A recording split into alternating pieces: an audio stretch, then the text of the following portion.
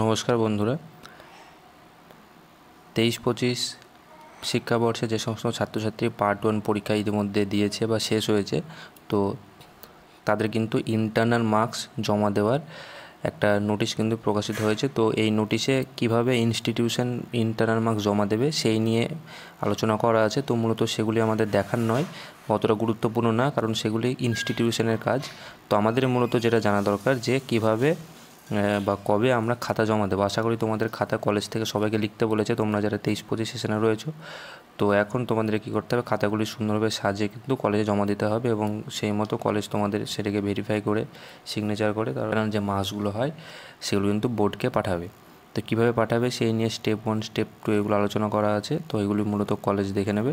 তো যে ডেটটা এখানে বলা রয়েছে, যে কলেজ কর্তৃপক্ষ ইন্টারনাল অ্যাসাইনমেন্ট যে মার্কসটা সেটা সাবমিট করতে পারবে 3/9/2024 থেকে 21/9/2024 তারিখের মধ্যে। সুতরাং তোমরা কিন্তু তোমাদের কলেজে খোঁজ নাও কবে থেকে তোমাদের খাতা জমা নেওয়ার যে কাজটা সেটা শুরু হচ্ছে, কারণ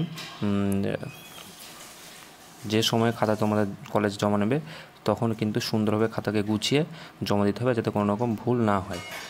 তো এই ছিল আজকের আপডেট।